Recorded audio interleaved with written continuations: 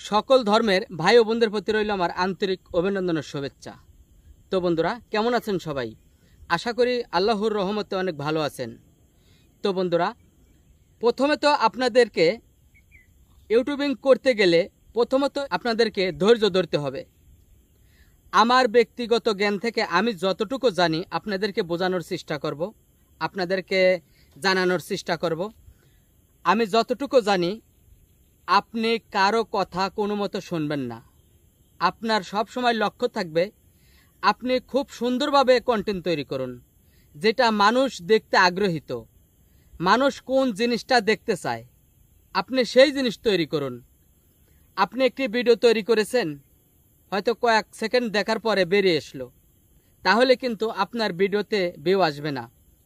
যখন আপনার ভিডিও পুরোটা মানুষ দেখতে থাকবে, তখন কিন্তু আপনার ভিডিওতে ভিউ বেশি আসবে।